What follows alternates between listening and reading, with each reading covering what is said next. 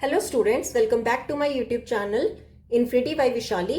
आज हम class 10 NCERT का चैप्टर नंबर 2 पॉलिनोमियल्स की एक्सरसाइज 2.2 की एग्जांपल स्टार्ट करेंगे। ठीक है, तो लास्ट लेक्चर तक हमने एक्सरसाइज 2.1 तक कंप्लीट कर लिया था। अब स्टार्ट करते हैं एग्जांपल्स। Start with example 2।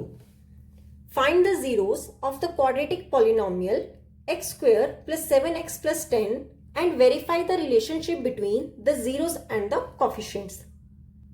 देखो क्या कहा गया क्वेश्चन में, हमें क्वाड्रेटिक पॉलिनोमियल दी गई है। कौन सी? X square plus 7x plus 10। ठीक है, सबसे पहले मुझे क्या करना है, इस क्वाड्रेटिक पॉलिनोमियल के जीरोस निकालने हैं। ठीक है, जीरोस निकालने मीन्स अल्फा और बीटा निकालने हैं। ठीक है, अल्फा और बीटा निकालने हैं। And verify the relationship between the zeros and the coefficients. उसके बाद जीरोस और कॉफिशिएंट्स के बीच में जो रिलेशन है उसे हम क्या करना है, हमें क्या करना है, वेरीफाई करना है। क्लियर? तो चलो सॉल्व करके देखते हैं कैसे करेंगे। सबसे पहले हमें जीरोस निकालने के लिए जो हमें गिवन पॉलिनोमियल होता है उसे हम किसके इक्वल लेते हैं, जीरो के इक्वल लेते हैं। तो हमारा क्या होगा, x square plus 7x plus 10 equal to 0। ठीक है, अब क्या करना होता है आपने कि जो आपका कॉफिशिएंट होता है एक्स स्क्वायर का और जो कांस्टेंट टर्म होती है इन दोनों का क्या करते हैं, मल्टीपल करते हैं। तो कॉफिशिएंट ऑफ एक्स स्क्वायर कितना है, 1, मल्टीपल कांस्टेंट कितना है, 10 आ गया। अब आपने क्या करना होता है, 10 के इस तरह फैक्टर्स निकालने हैं कि आपके पास, हमने इस क्वेश्चन में एक्चुअली मिडल टर्म स्प्लिट करनी होती है। क्या करना होता है, मिडल टर्म स्प्लिट। मतलब ये जो 7x है, b जो 7 है, इसको मुझे क्या करना है, स्प्लिट करना है।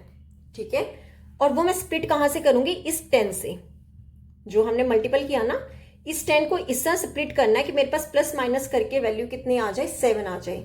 देखो 10 को मैं कैसे लिख सकती हूँ, 2 मल्टीपल 5 लिख सकती हूँ। 2 और 5 फैक्टर्स होंगे 10 के, दोनों का प्रोडक्ट करो 10 आ रहा है। ठीक है, और दोनों की एडिशन करो, प्लस माइनस करना होता है। देखो 2 प्लस 5 अगर मैं ऐड करूं तो कितना आ जाएगा, 7 आ जाएगा। मतलब 7 को मैं कैसे सेपरेट कर सकती हूँ, एक कर सकती हूँ 2x से और दूसरा किस तरह कर सकती हूँ, 5x से।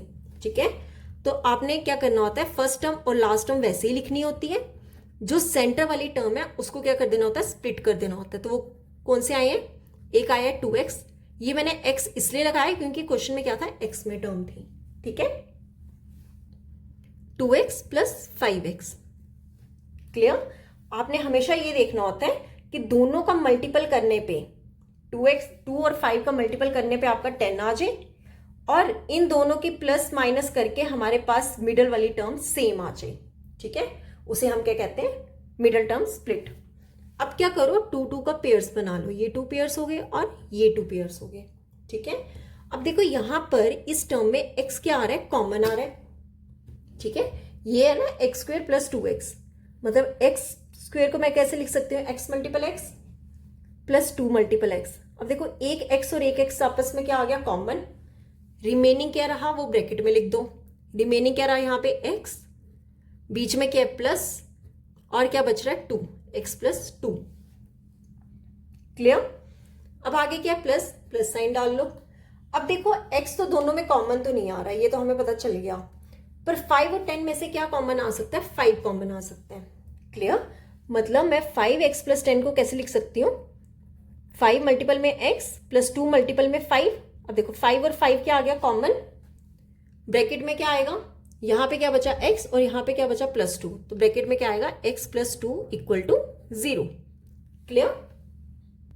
अब आपने देखना है आपकी हमेशा ये वाली वैल्यू, ब्रैकेट वाली वैल्यू हमेशा क्या होनी चाहिए, सेम होनी चाहिए। अगर आपकी ब्रैकेट वाली वैल्यू सेम नहीं आ रही है तो मतलब आपने जो स्प्लिट किए हैं टर्म्स, वो वहां पे क्या की हुई है, मिस्टेक की हुई है। ठीक है, अब देखो ये दोनों टर्म्स x प्लस 2 और x प्लस 2 क्या आ रहा है, सेम आ रहा है। ठीक है, अगर ये दोनों सेम आ रहा है तो x प्लस 2 को क्या कर दो, कॉमन निकाल दो। ठीक है, अब यहां पर अगर x प्लस 2 कॉमन निकाल लिया तो रिमेनिंग क्या बचा, x। ठीक है, फिर बीच में क्या है, प्लस। सिमिलरली यहां से x प्लस 2 कॉमन निकाल दिया, रिमेनिंग क्या बचा, 5। एक क्या आ गया, x प्लस 2 और एक क्या आ गया, x प्लस 5। अब दोनों के साथ क्या कर दो, 0 0 अलग कर दो। एक बार लगा दो x प्लस 2 के साथ 0 और एक बार लगा दो x प्लस 5 के साथ 0। क्लियर? तो यहां से x की वैल्यू क्या आ जाएगी, ये प्लस 2 दूसरी तरफ जाके क्या हो जाएगा, माइनस का 2। यहां पर ये प्लस 5 दूसरी तरफ जाके क्या हो जाएगा, माइनस का 5। एक को ले लो अल्फा और एक को ले लो बीटा। देखो जीरोस जो हैं वही हमारे क्या होंगे, अल्फा बीटा। हमारे अल्फा और बीटा जीरोस तो हमने फाइंड कर लिए। अब हमें क्या करना है, वेरीफाई करना है। क्या वेरीफाई करना है, रिलेशनशिप किसमें, जीरोस एंड कॉफिशिएंट्स में। तो आपको याद है कि हमने इंट्रोडक्शन वाले लेक्चर में पढ़ा था कि जहां पे हम रिलेशन क्या पढ़ते थे, एक होता था हमारा अल्फा प्लस बीटा और एक होता था हमारा अल्फा बीटा। तो अल्फा प्लस बीटा, पहले मैं यहां पे लिख देती हूं, वेरीफाई। कैसे वेरीफाई करेंगे, क्या इक्वेशन होती है हमारी, general quadratic form, a x का square plus b x plus c equal to 0, यही होती है इक्वेशन। ठीक है, तो अल्फा प्लस बीटा हमने इंट्रोडक्शन में पढ़ा था, क्या होता था, माइनस बी डिवाइड में ए। क्लियर।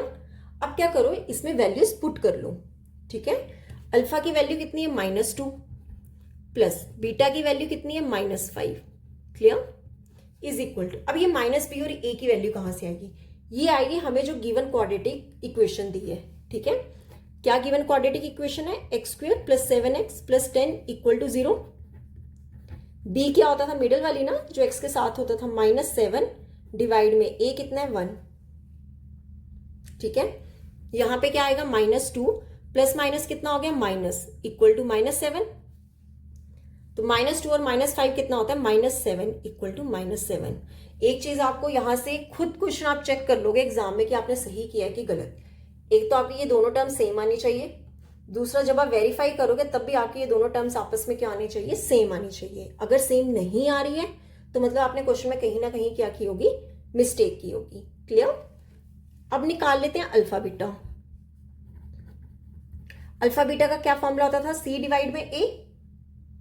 ठीक है, अल्फा बीटा का क्या फॉर्मूला होता है, सी डिवाइड में ए। अब वैल्यूज पुट कर लो, अल्फा कितना है, -2 मल्टीपल किससे करेंगे, बीटा कितना है, -5 इज इक्वल टू सी। सी की वैल्यू क्या आनी चाहिए, कांस्टेंट। कांस्टेंट कितना है, 10 डिवाइड में कितना है, 1। ठीक है, ये माइनस माइनस क्या हो जाएगा, प्लस, और 2 5 का कितना होगा, 10। तो 10 किसके इक्वल आ गया, 10 के। दोनों वैल्यूज आपस में अगेन क्या आ रही है, सेम आ रही है। ठीक है, तो यहां पे होती है हमारी ये एग्जाम्पल 2 कंप्लीट। अच्छा, इससे पहले एक चीज और देख लो, अगर हम प्रोडक्ट कर रहे हैं किनका, साइंस का। ठीक है, तो माइनस माइनस हमेशा क्या होता है, प्लस। अगर दोनों साइन प्लस हैं तो वो भी हमेशा प्लस होता है।